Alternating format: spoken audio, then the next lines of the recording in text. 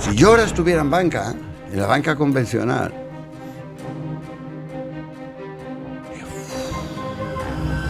uy, la que viene. Uy, la que viene. ¿Crees en la renta universal? Es que no va a haber más remedio. En una parte. ¿Pero en qué punto? Y me pregunté, ¿qué coño es ser rico? Y llegué a una conclusión. El ser rico significa... Esa palabra es tremendamente corrosiva. En los tiempos de incertidumbre hay dos tipos de personas. Los que son capaces de navegar en la parte oscura de la incertidumbre y vislumbrar por dónde da el futuro, esos ganan. Los que no son capaces de vislumbrar por dónde viene el futuro, esos pierden. Pues yo no tengo ningún interés en durar mucho más. ¿No te gustaría? No. ¿Por qué? Porque he vivido de cine. Yo he tenido una vida de cine. Dentro de que he tenido una vida durísima, durísima. Mira, acuérdate de lo que te estoy contando hoy. Si un Estado o una entidad pública estatal es capaz de albergar y almacenar oro, y sobre ese oro emitir tokens que supuestamente te den un derecho conceptual sobre la cantidad de oro, esa criptomoneda el día de mañana, el que no vea que esto es lo que viene, el que no se arme para eso, ha muerto.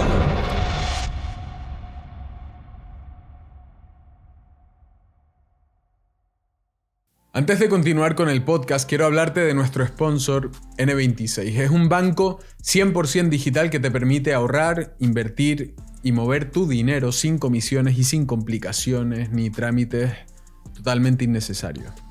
Y es que no hay nada peor que tener tus ahorros parados en una cuenta que no te da nada mientras el precio de todo sube y tu dinero literalmente cada día vale menos. Sin embargo, la gran mayoría de personas siguen con su banco de toda la vida, el de siempre, el que te cobra absolutamente por todo y no te da ni los buenos días. Por si esto fuera poco, el equipo de N26 ha creado un código para ti.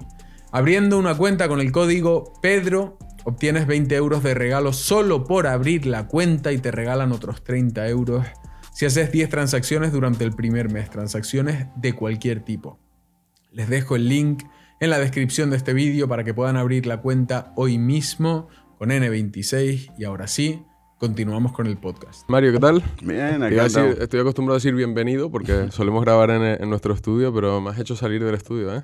¿Ah, sí? No, encantado. Sí, vale mucho la pena. ¿Qué tal? Pero me han dicho que es que este estudio os cogía de mano, os venía mejor, Sí, no sé. Bueno, da igual, lo importante es que estamos aquí, ¿no? Igualmente, sí. Porque a mí me habían dicho que venías de paso, pues yo pensé que te hacías en Edimburgo viviendo. Y... Yo, mira, me fui porque estaba un poco harto de este país. Vale.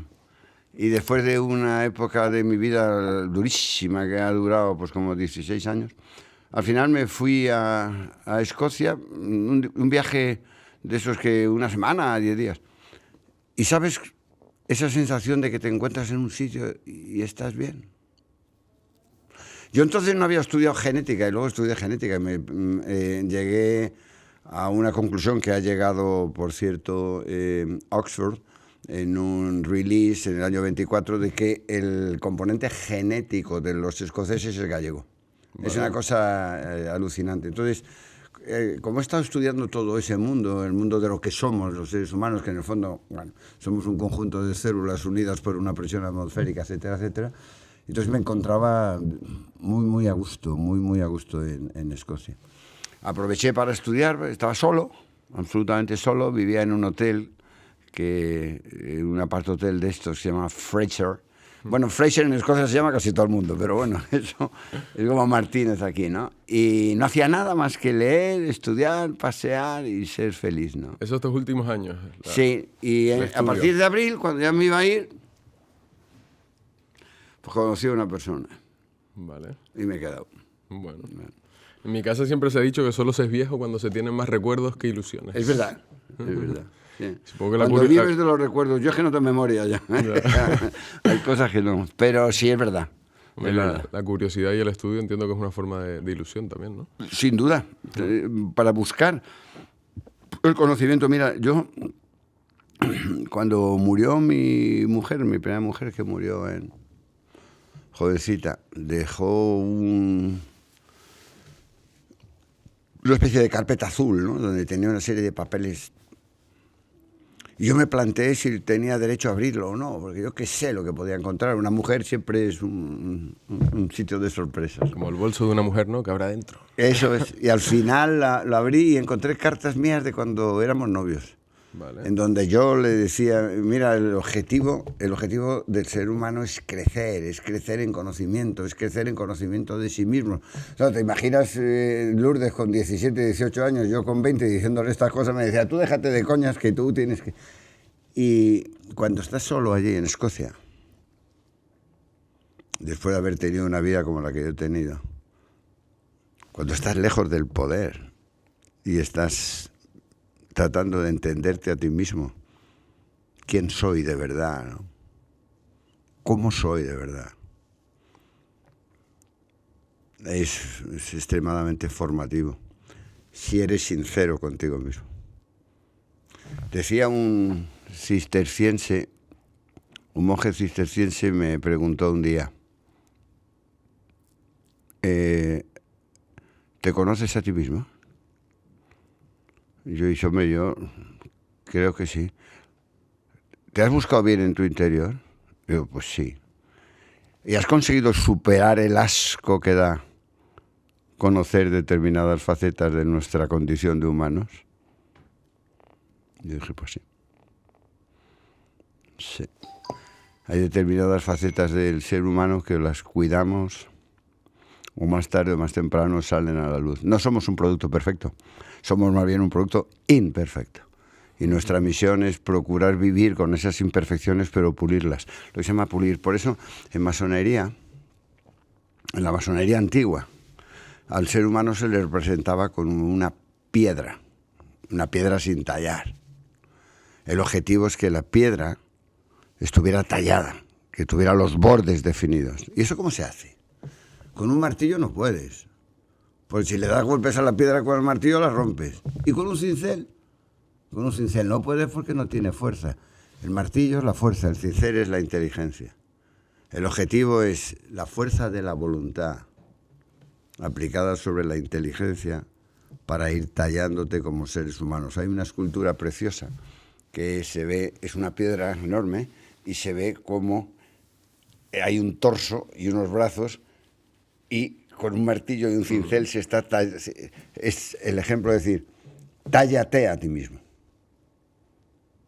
Si no te tallas a ti mismo, vosotros tenéis mucho éxito en la vida. Bien, estupendo, me alegro.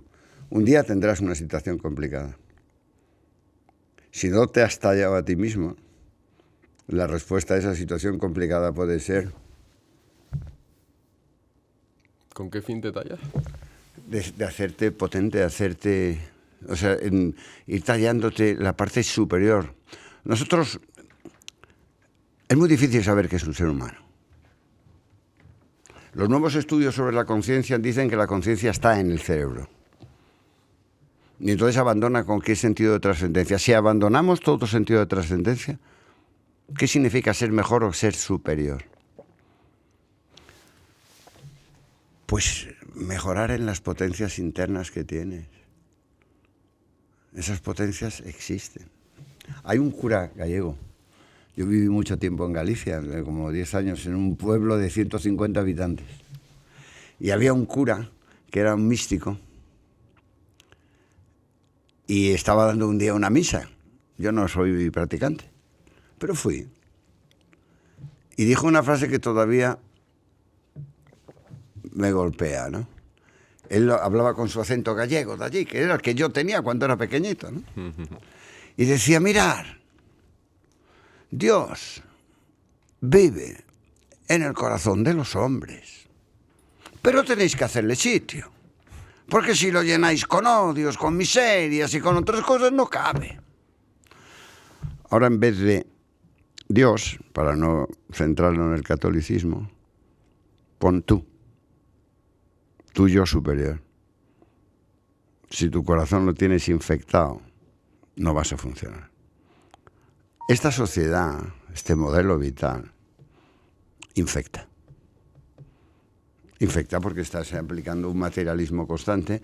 El éxito no tiene medida, el éxito se mide nada más que por haberlo logrado, los medios para alcanzarlo dan igual, etcétera, etcétera.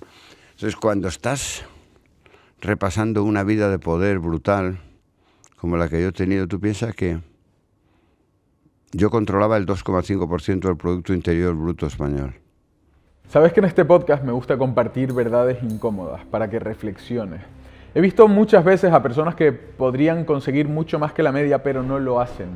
No porque les falte capacidad ni talento, sino por la inacción.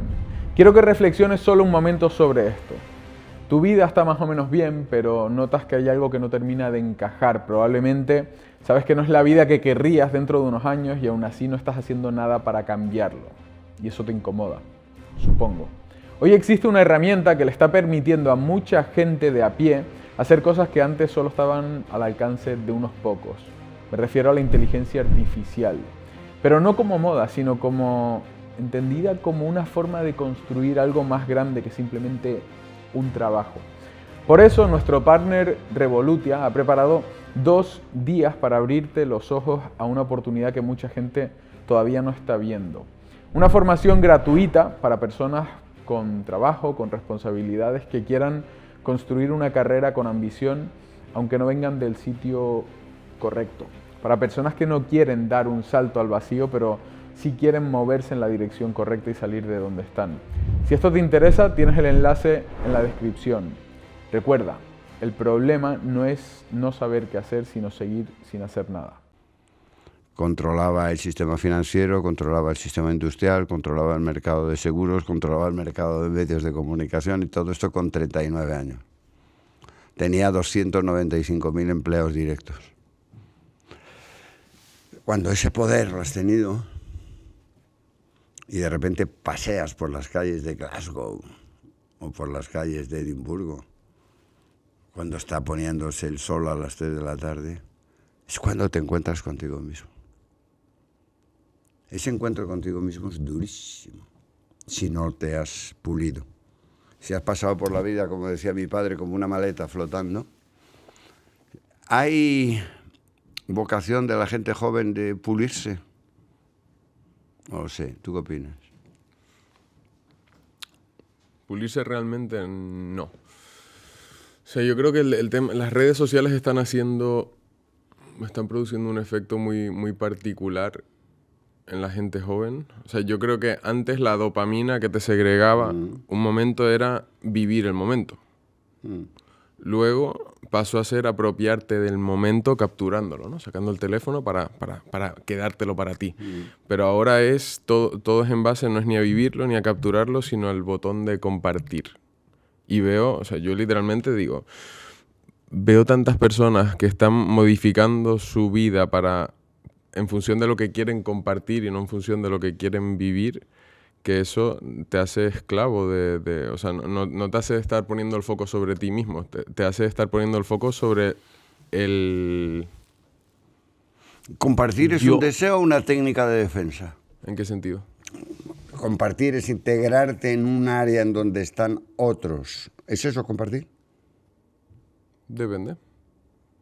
¿Qué entiendes tú por compartir? Hay muchas formas. Dices, antes era el momento, luego capturar el momento, ahora es compartir el momento. ¿Qué es compartir? Comunicar. Proyectar la imagen de ti que quieres que vean. Ah, bien. O sea, pero no necesariamente crear una zona común, no necesariamente crear una comunidad, ¿no? No. Tú compartes, por ejemplo, desde la soledad de un podcast, por ejemplo. Sí, a ver, yo lo veo muy diferenciado, ¿no? De las personas que viven de esto, o sea, las personas que hacemos contenido, los creadores de contenido, sí, a las personas de a pie, que a lo mejor solo tienen su círculo de influencia, pero aún así, a pesar de solo querer proyectar una imagen específica en 20 personas, que realmente no son más, o sea, una persona de a pie le importa la opinión de 20, 30 personas. Una pregunta, transmitir una imagen, ¿real o falsa? Falsa. Por supuesto. Vale, transmites una edad falsa. Pero tú sabes que es falsa. Claro. Y de repente te encuentras con que se te descubre la falsedad. Hay suicidios. Hay suicidios. Sí. Entonces, me parece tremendamente peligroso que alguien se dedique a transmitir una imagen a los demás a conciencia de su falsedad. Se está matando. Y solo cuestión de tiempo que se muera. Pero eso existe, ¿eh? Existe. Es más, existen las manipulaciones incluso físicas, ¿no? Ya, porque tú puedes transmitir una imagen falsa en valores morales, de bondad, honradez, no sé qué, pero luego también de una imagen falsa, pues te retocas físicamente y apareces en una comunidad en donde no te han conocido físicamente, apareces de una forma y luego tienes un encuentro físico y dices, pero ¿tú quién eres? Claro. Entonces, eso es destructor. ¿Tú no lo ves eso como destructor? No, 100%. 100%. ¿Y vosotros qué hacéis? ¿Lucháis contra eso o apoyáis eso? ¿En ¿Una qué pregunta? sentido? No. Tú, por ejemplo, tienes un montón de personas que te siguen, pero no las conoces. Sí. Físicamente no puedes.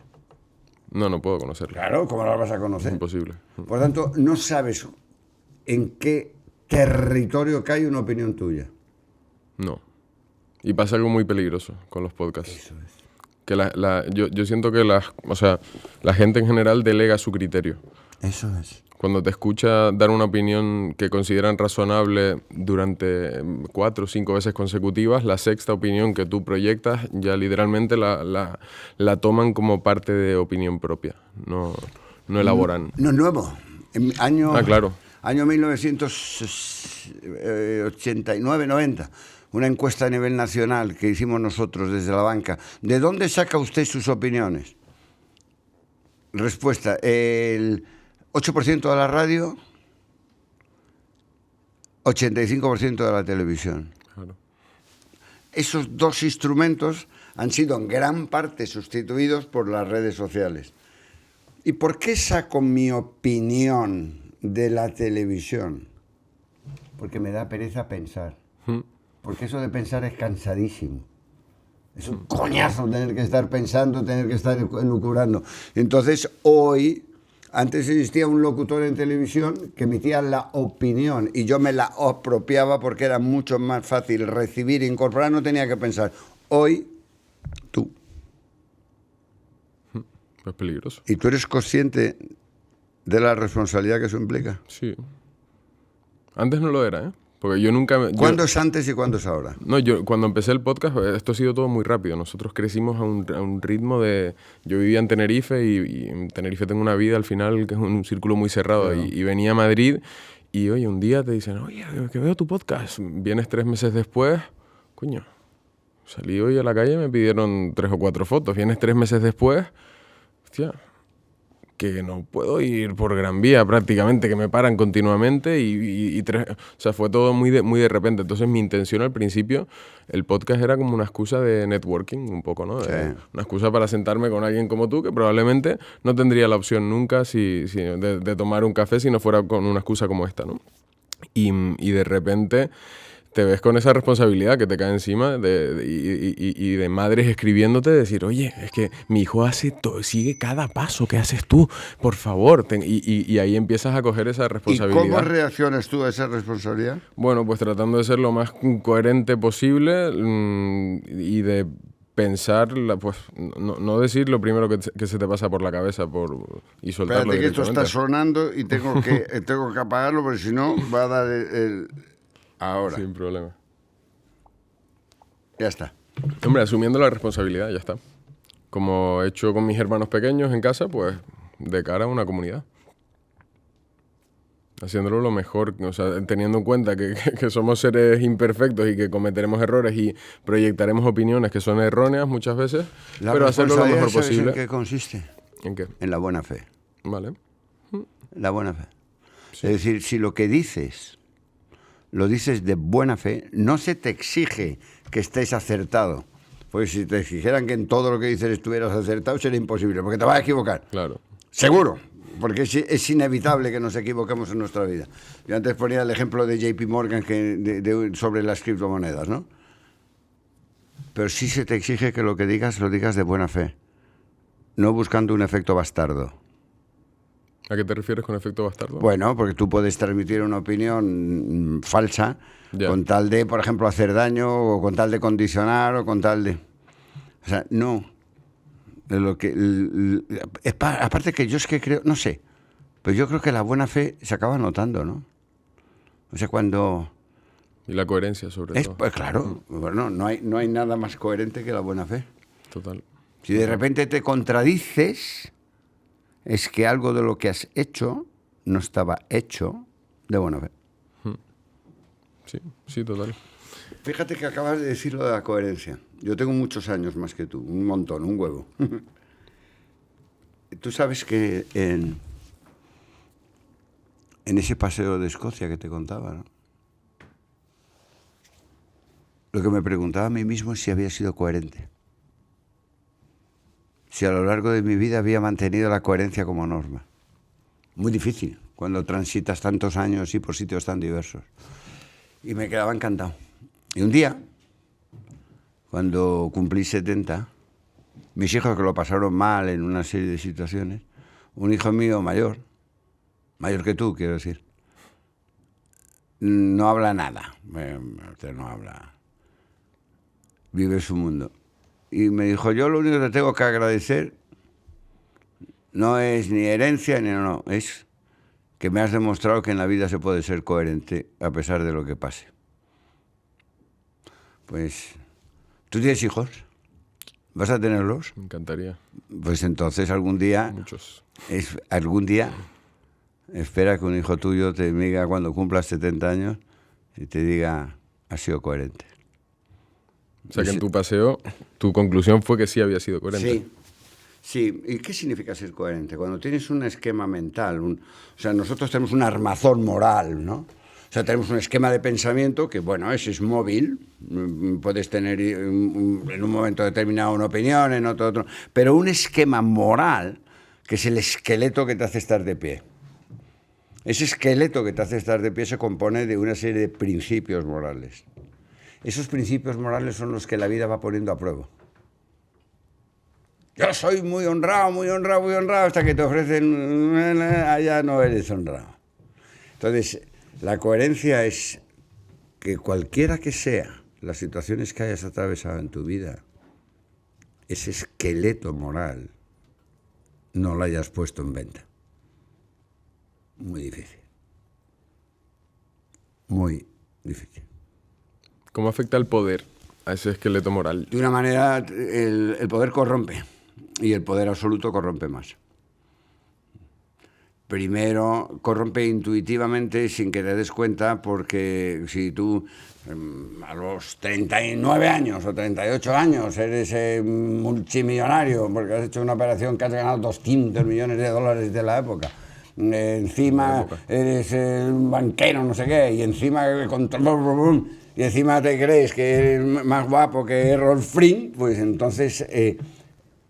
la vanidad es el primero de los gusanos corruptores. Y no te das cuenta. Tú, por ejemplo, ¿tienes cuántos? ¿20, 30? 30 ya. 30 años. ¿Tienes un éxito cojonudo? Sí, es evidente. No se te darán mal las cosas. No tienes ningún defecto físico ostensible. Pues ten cuidado. Ten cuidado con la vanidad. Porque cuando te des cuenta, te ha comido un poquito. Yo peleaba por defenderme, porque me di cuenta que, joder, si con esta edad te hacía la pelota hasta el Moro Muza, vamos. No te voy a decir quién era Muza, pero parecido. Y yo peleé contra eso. Ese es el primero de los grandes enemigos. El segundo, la ambición. La ambición del ser humano no tiene límites. El que te diga, no, yo estoy muy contento con lo que tengo, estoy muy bien y no quiero absolutamente nada más. Hay gente así. Pero poca. Tercero, el propio sistema. El sistema premia el éxito. Y es indiferente a los mecanismos para conseguir el éxito. En España había una frase muy conocida, había un señor muy rico, que había sido contrabandista y no sé qué, y no sé cuánto. Sí. Sus nietos decían, Mario, el dinero en una determinada cantidad construye como quieras el pasado. El dinero sirve para que se olvide. Entonces, todos estos esquemas que forman parte del poder, tú ejerces un poder, ¿no? Es evidente. Si tienes la capacidad de influir sobre un número determinado de personas, eso es poder. ¿O qué crees que es eso? Poder. El poder genera vanidad, el poder puede generar corrupción. En un momento determinado te pueden someter a una propuesta deshonesta. Y en ese momento, cuando te han sometido a la propuesta deshonesta, es cuando se ve si la arquitectura moral es sólida. En Galicia había mucho tráfico de drogas y a los guardias civiles los compraban. Entonces, el general jefe llamó a uno que era incorruptible para que se hiciera cargo de todo el tema. Bueno, el hombre se hizo cargo y al cabo de 6 meses le decía a mi general, quíteme. Que no te voy a quitar. 6 meses, 1 año, mi general, quíteme. Bueno, no te voy a quitar. Y al 1 año y medio le dijo, mi general, quíteme. Y el general ya cabreado le dijo, ¿pero por qué quieres que te quite? Dice, porque ya han llegado a mi precio. La cantidad que me ofrecen ya me ha hecho tambalearme mi estructura moral. El ser humano es endeble. O sea, y tú eres un verdadero ser humano si esa arquitectura de valores morales la sometes a prueba. ¿Cómo sabes si un edificio resiste? Tú no sabes lo de eso que es antisísmico, ¿no? Pues tu estructura moral tiene que ser antisísmica. Y no lo sabrás hasta que no tengas el... O sea, que cuando dices que el poder corrompe, cualquier tipo de poder. Cualquier tipo de poder. Poder político, poder económico. Cualquier tipo de poder. De hecho, el maltrato físico, por ejemplo.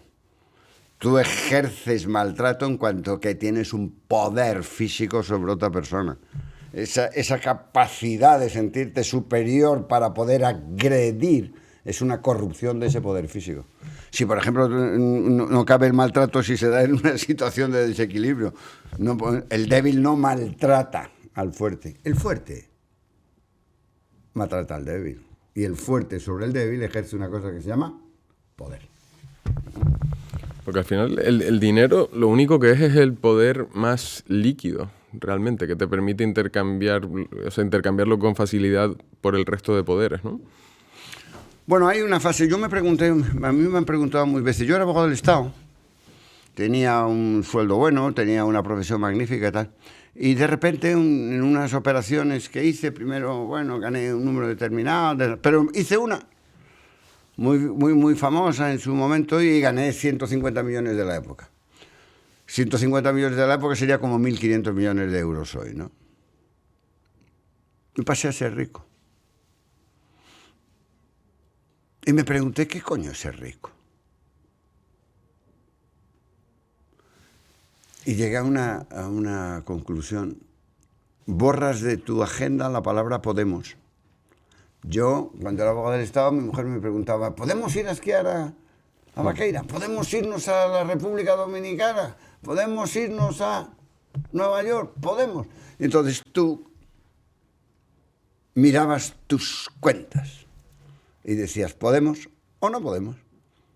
A partir de 100 millones de dólares no mira las cuentas, podemos. O sea, el ser rico significa podemos. Esa palabra es tremendamente corrosiva. ¿Te has dado cuenta que volvemos siempre al mismo punto? Poder. Poder. Tú dices poder líquido. Es poder hasta comprar conciencias. Porque el ser humano está en venta. El comandante de la Guardia Civil dijo, han llegado a mi precio. O sea, líquido en el sentido que puedes comprar el tiempo, la inteligencia, la influencia, puedes comprar... Lo que no puedes comprar es la eternidad. La eternidad. Claro, ahí está la gran lucha del hombre. Es cuando se enfrenta a la muerte. No, ya puedes tener todo el dinero del mundo. Esto avanza rápido, ¿eh? No hay nada que hacer. Y además que... por ejemplo, yo tengo antes de ayer murió una persona relativamente allegada con 7 años más que yo. Joder. Y dices, me quedan 7 años. ¿Cómo? No, bueno. Y la vida seguirá. ¿Y cómo seguirá? Nos creemos imprescindibles, ¿no? ¿Te gustaría ver qué pasa con la inteligencia artificial? Ver si es verdad el pronóstico de que el cerebro humano dentro de nada será un trasto inútil. El poder no puede, el dinero no puede comprar eso. Por eso hay algunos que no son pocos, que se someten a la criogenización para esperar a ver si el día de mañana la enfermedad que tienen es curable. ¿Puede alcanzarse la inmortalidad? Sabes que eso se está hablando constantemente, ¿no? Hicimos un podcast hace poco. No. Tú eres un conjunto de células que conforman unos órganos y esos órganos están sujetos. Tú no eres un sólido, tú tienes dentro de ti tienes un vacío y tú estás sólido en apariencia como consecuencia de que la presión es 9,8 metros por segundo elevado al cuadrado. Si te aprietan en la presión, tú pasas a ser líquido. Y si te eliminan la presión, tú pasas a ser aire. Eso es el ser humano, no es ninguna cosa maravillosa, es esto, ¿no? Pero las células conforman órganos. Las células tienen un mandato ínsito en su ADN, por así llamarlo. Crecer y morir. Todos los días en ti mueren trillones de células. Y las células tumorales son aquellas en que se ha roto el mandato. No saben que tienen que morir. Y entonces siguen creciendo y van destruyendo el lugar que van ocupando. Mi mujer primera murió de un tumor cerebral, ¿no?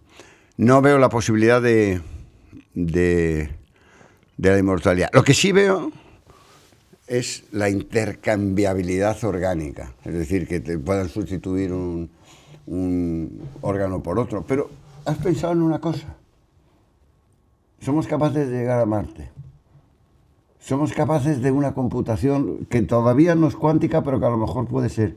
¿Por qué no podemos fabricar sangre? ¿Por qué no hay una fábrica de sangre?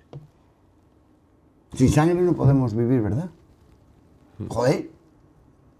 ¿Y qué es lo que hace que el ser humano no sea capaz de producir lo más elemental que es la sangre? ¿Por qué no? Joder, eso es un líquido, ¿no? Si descubrimos cómo se fabrica sangre, tú y yo nos forramos. Pero ¿por qué no se puede producir sangre? ¿No has parado a pensar nunca eso? No. ¿Por qué? No lo sé. Pero si te desangras, te mueres, ¿no? Deberíamos tener concentrado nuestra mente en producir aquello que si nos falta morimos.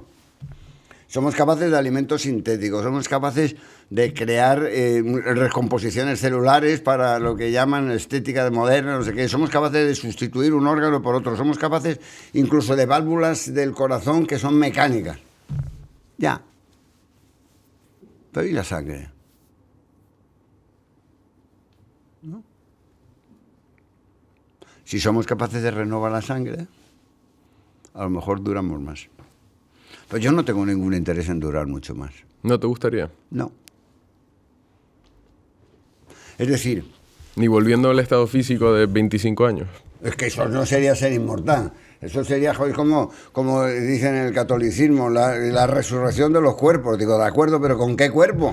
Porque si resucito con el cuerpo de 87 años, paralítico y no sé qué, bien. Ahora si resucito con el de 24, de puta madre, bien, eso sí. Entonces sí. No, eso no es posible. Bueno, no es posible. ¿Pero y si fuera? ¿Puede viajarse en el tiempo? Hacia adelante, sí. Y hacia atrás no, ¿por qué? Es una convención. A ver. Caprichos de la física. Ya, si tú te mueves a una velocidad determinada sobre un espacio, el tiempo consumido varía, ¿correcto? Por ejemplo, si salimos de la órbita terrestre y nos movemos a una velocidad determinada, cuando vengamos aquí pueden haber pasado 300 años, ¿no? Sí. Vale. Y si nos movemos a una no velocidad determinada, ¿volveríamos para atrás? ¿Qué es no velocidad? ¿Qué es no velocidad? Puede ser. La idea de viajar en el tiempo es posible. Pero ir tú al tiempo, no tú a tu tiempo. O sea, conceptualmente yo podría, no rechazo la idea de, mediante un mecanismo determinado, irme a la época de Jesucristo, por ejemplo. Pero yo, ahora, a mi edad, con este cuerpo, con estas células, pero yo no puedo ahora hacer y ponerme cuando tenía 24 años. Porque eso no es tiempo, eso es deterioro molecular.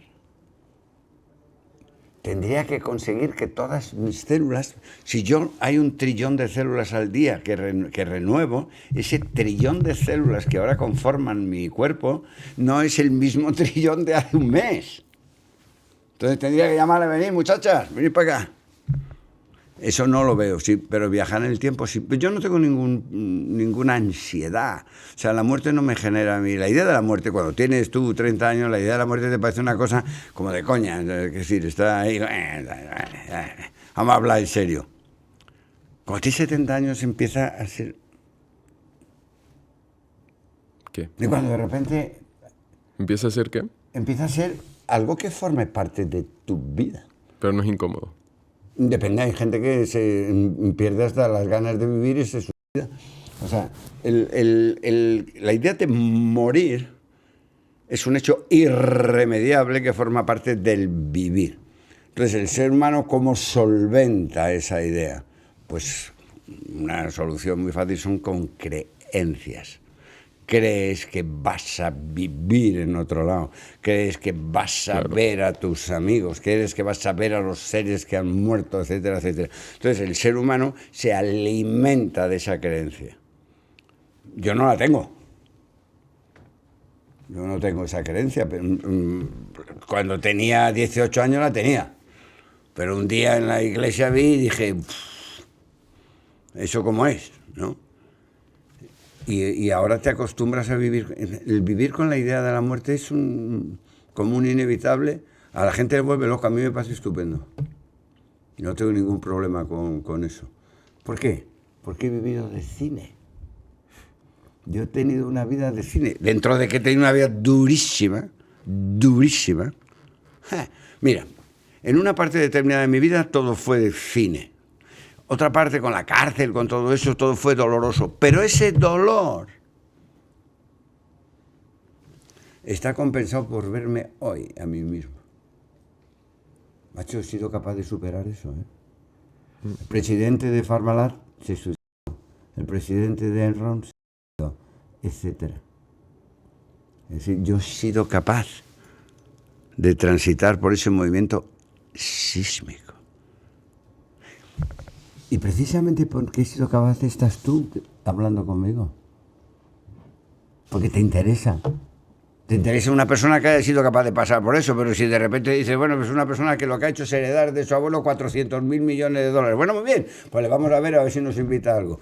Pero el atractivo humano, lo que constituye un atractivo es la capacidad de moralmente superar los movimientos sísmicos de una vida. Tú todavía no tienes esos movimientos sísmicos, pero los tendrás. Hay una cosa que los hombres tenemos que se llama la enfermedad de próstata, ¿no? Y los médicos dicen, hay 2 tipos de personas. Los que tienen problemas de próstata y los que los tendrán. O sea que no... Pues el éxito generará en ti un movimiento sísmico. Tarde o temprano. Y tú te demostrarás a ti mismo quién eres cuando ese movimiento sísmico te agite hasta la pérdida casi de conciencia. Esto del legado es una forma de... ¿Qué es el legado? El legado es... permanecer. Verás, no, yo creo que pasó una vida insólita en muchos aspectos, ¿no? Porque, desde luego, en lo que es el sistema financiero y económico español, absolutamente insólita. Nunca se había producido el caso de un chaval que con 38 años controlaba el primer banco, la primera corporación industrial, etcétera, etcétera, los medios de comunicación. Y al mismo tiempo que rompiera el esquema de los banqueros. A mí me conocían el 92% de los españoles y tenían la valoración infinitamente más alta que la de los políticos, etcétera, ¿no? Durante mucho tiempo yo me di cuenta que eso era muy raro. y escribía casi todos los días. Y me escribía a mí mismo: Mario, ten cuidado, mira esto, mira lo otro. Hablaba conmigo mismo, era mi mejor amigo, por así decir, ¿no? Y todo eso ha formulado un capital que es experiencia. Los místicos dicen: la verdad es una experiencia. Por eso cuando a Carl Jung, el famoso psicólogo, le preguntaron: profesor, ¿usted cree en Dios? Y yo dijo: ¿cómo? ¿Que si usted cree en Dios? No. Yo no creo en Dios. Yo lo conozco. Yo lo experimento. Yo lo siento. Entonces, la verdad es una experiencia. A ti te pueden contar un rollo, pero lo que no es susceptible de mentir es la experiencia que tú tengas en tu interior. Entonces, esa experiencia abarca las finanzas, la política, los medios de comunicación, el mundo religioso, el mundo personal, el mundo espiritual. He conocido casi todos los acontecimientos gordos del siglo XX y parte del XXI. Entonces, ¿qué es lo que digo? Joroba, no voy a transmitir ideas, voy a transmitir experiencia. Entonces, el legado, lo que quiero dejar legado es esta misma conversación que estamos teniendo.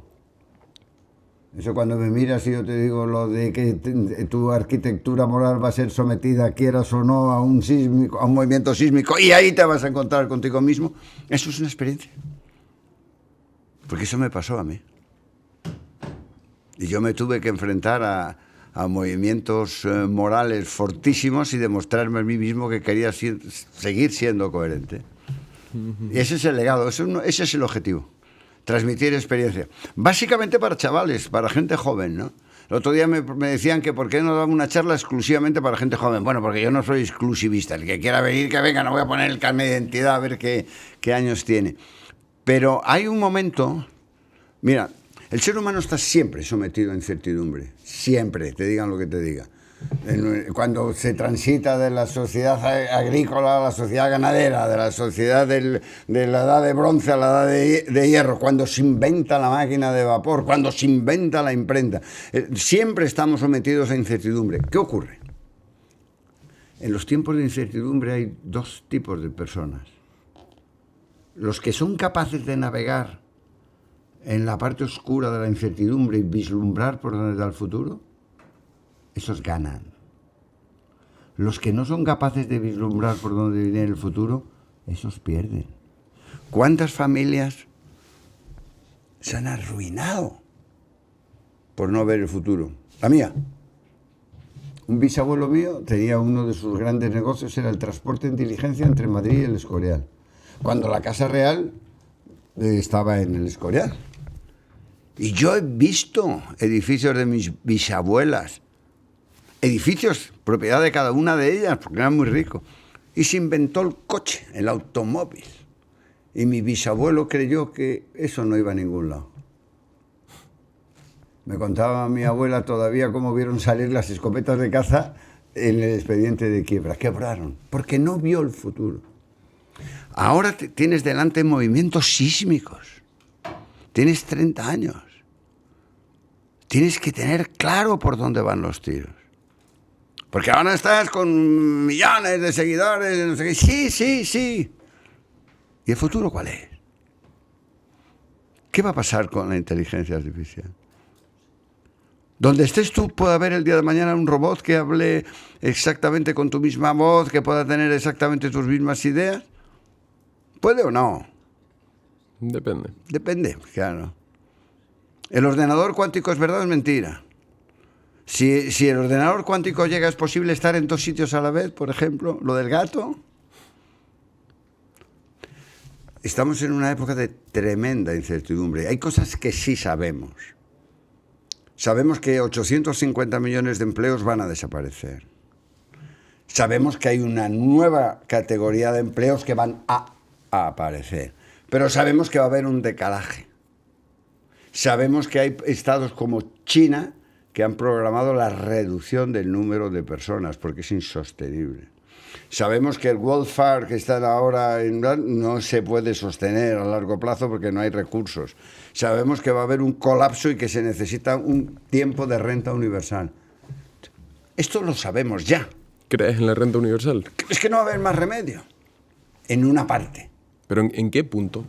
Cuando de repente te encuentres con 850 millones de personas que han perdido la capacidad de empleo porque el sistema no les ofrece empleo y por pura lógica supervivencia tendrás que imprimir. Es mentira, es una mentira. Cuando cada vez que se imprime dinero nos estamos engañando a nosotros mismos. Nos están engañando a nosotros mismos. El dinero es un instrumento que sirve para medir la cantidad de riqueza que produce una sociedad cuando se desajusta. Por eso el modelo histórico era el patrón oro. Es decir, tú teóricamente tenías, y yo ahora estoy moviendo la idea de una criptomoneda con soporte en oro. Es decir, volver. Hay algo, Tether me parece que tiene algo, pero Tether tiene solo 2.000 millones, que no es dinero. Pero si un Estado, acuérdate de lo que te estoy contando hoy, si un Estado o una entidad pública estatal es capaz de albergar y almacenar oro, y sobre ese oro emitir tokens que supuestamente te den un derecho conceptual sobre la cantidad de oro, esa criptomoneda el día de mañana va a arrasar. Porque es volver al mismo patrón. Antes de Nixon. Hoy los stablecoins son eso. O sea, cuando tú compras un USDC es que es un dólar. ¿Y qué diferencia hay entre un USDC y un dólar virtual? ¿Por qué dice Trump que no quiere dólar digital? Porque el dólar digital se puede crear a voluntad de los políticos. El USDC no. Porque o hay en las cuentas de la sociedad que lo emite ese dólar o no está. Y el USDT es igual, lo que pasa es que puede ser materias primas, etc. ¿Por qué te crees que en la Unión Europea, gracias al proyecto MiCA, han prohibido el USDT? Porque los señores de Tether le han dicho, pero que usted me viene a mí a contar rollos, mire usted. Ustedes son caducos. Yo, por ejemplo, uso USDT fuera del entorno europeo. Todo lo que está pasando te va a obligar a pensar. Ahora mismo el sistema financiero va a estar sometido, dentro de nada, comprar y vender acciones es una cosa antigua. Las sociedades no van a emitir acciones, van a emitir tokens. Porque en vez de utilizar ¿qué es la bolsa de valores? Una red, ¿no? Es un mecanismo de transmisión de unos y otros. Pues utiliza Ethereum o utiliza Polygon, que son mucho más rápidas y muchísimo más baratas. Y en vez de transmitir acciones en un papel, transmite archivos electrónicos que son instantáneos y no tienen coste. Todo eso, el que no lo vea, en la época de incertidumbre, el que no lo vea perderá la batalla. Si yo ahora estuviera en la banca convencional,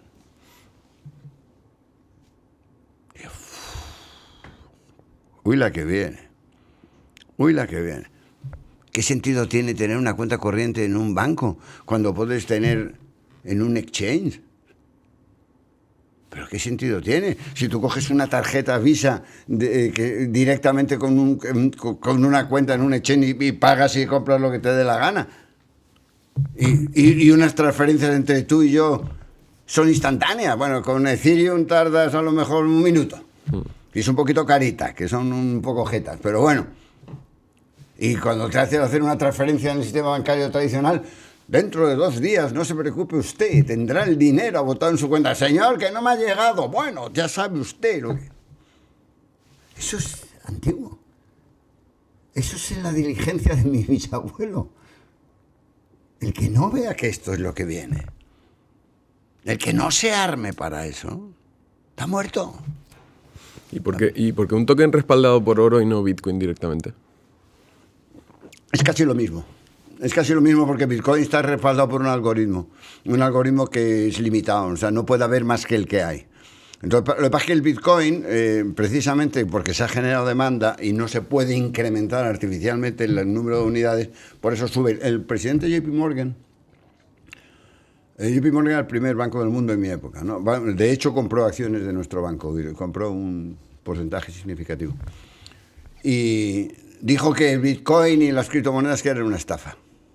El presidente JP Morgan, no era ninguna broma. Al cabo de un tiempo pidió perdón. Y dijo, me equivoqué.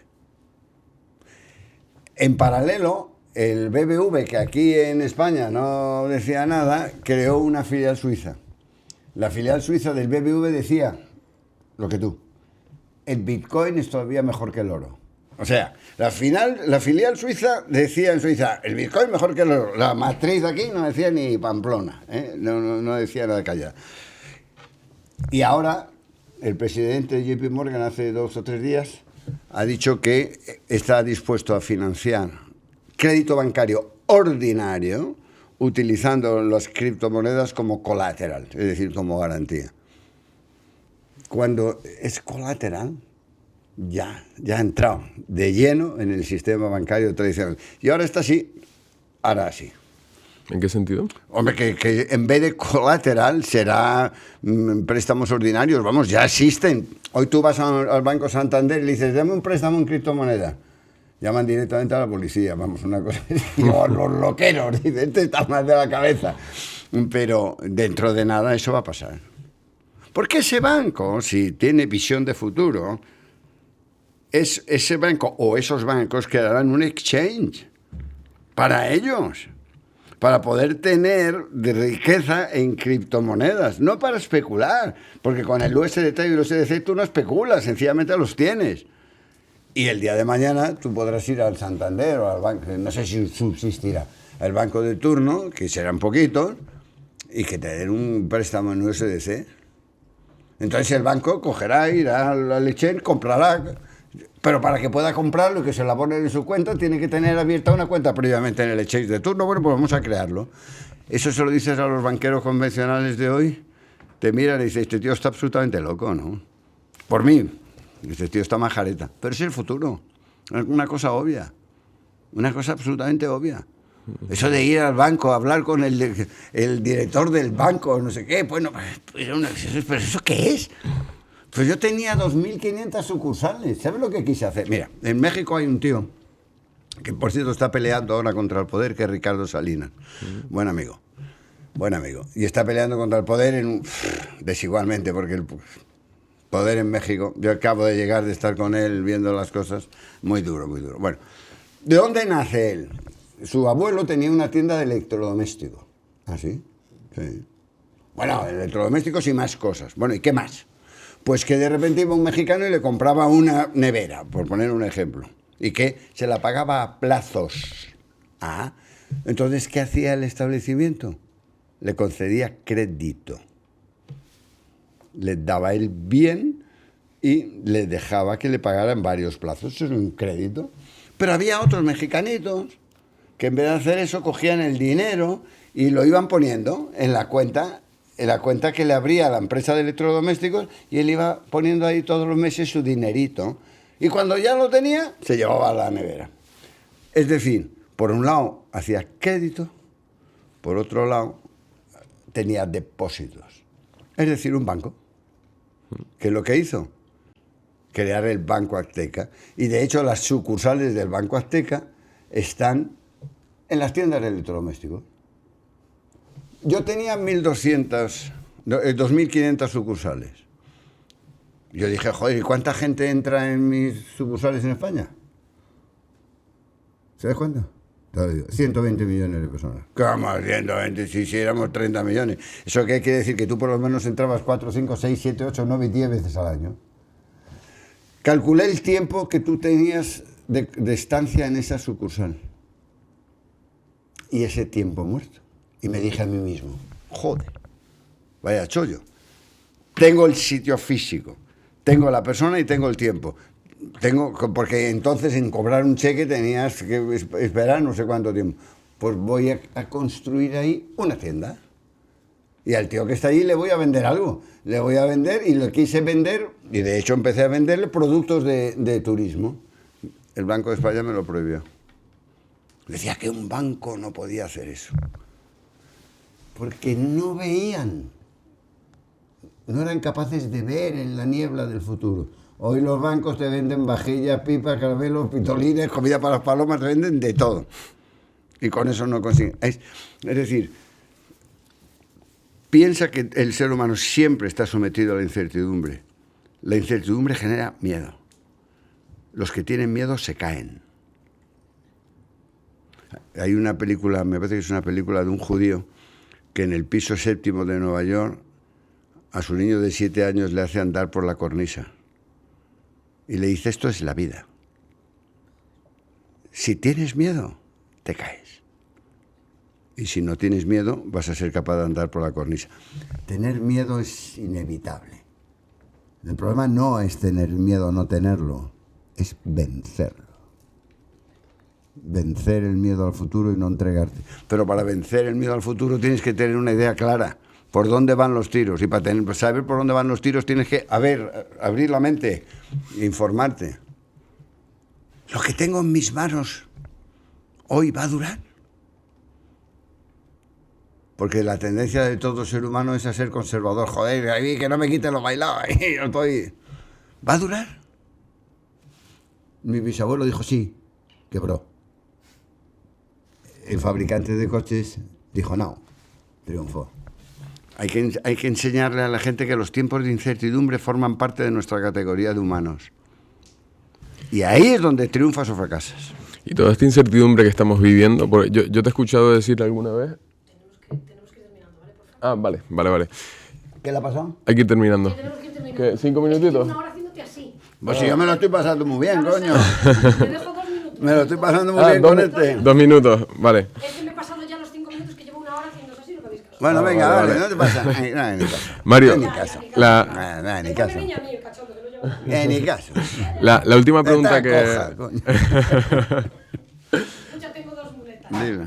Ojo, Mario, la última pregunta que me gustaría hacerte, te he escuchado alguna vez decir, digamos que el poder está compuesto de 3 patas principales, ¿no? Siendo la banca, o sea, el dinero, el poder político y los medios de comunicación, ¿no? Digamos que en medios de comunicación hoy en día se ven amenazados por toda la oleada de Internet en general, ¿no? Cada vez tenemos más influencia en redes sociales y esto un poco se les escapa de control a nivel financiero. También con lo que estamos diciendo, esto, o sea, son al final rincones digitales que son más difíciles de controlar. ¿Esto qué deberíamos esperar del poder? ¿Que se debilite, que dé patadas de ahogado? Pues debes de esperar que el ser humano no cambie. Vale. Y si nota que los pilares del poder, que son perpetuos, van cambiando, va a tender a controlarlos. Por ejemplo, ¿existe control sobre Meta? Sí. Sí. ¿Existe censura en Meta? Sí. Que nos lo digan. Sí. ¿Existe censura en Meta? Amigo. O sea, entonces el mito de que las redes sociales son absolutamente... No.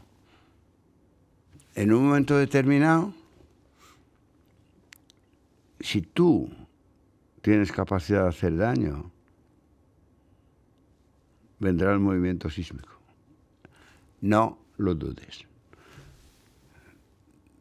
Lo único que me estás describiendo es que los medios convencionales han perdido fuerza y han alcanzado otros. Antes de existir la televisión, el medio convencional era la radio, ¿no? Tiene una fuerza. Cuando aparece la televisión, el poder que hace...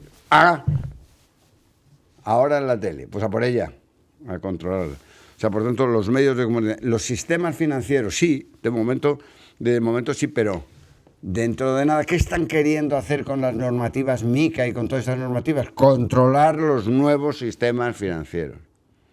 Y la clase política, ¿qué está haciendo? Cerrarse sobre sí misma, endogámicamente. Es la nueva aristocracia de sangre, por así llamarle. Entonces, el poder no va a cambiar sustancialmente. ¿Por qué? Porque la sociedad no se revela. La sociedad asiste a los cambios bueno.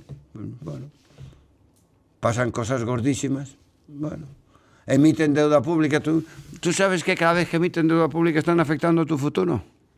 Sí, lo sabes, ¿no? ¿Y haces algo por eso? Irme dominicano. Lo que puedes hacer, hablar. Sí. Pues sí. El poder no cambia, la estructura es la misma. Cambian los protagonistas y cambian los instrumentos, pero tenderán a controlarlos sin la más mínima duda. De hecho, nosotros sabemos, la experiencia que te da, sabemos que Meta censura. Amigo, nació para la libertad, ¿no? Ya está en la censura. Pues Mario, ha sido un verdadero placer. Gracias por la oportunidad. Encantado de hablar contigo. Un placer, ¿eh?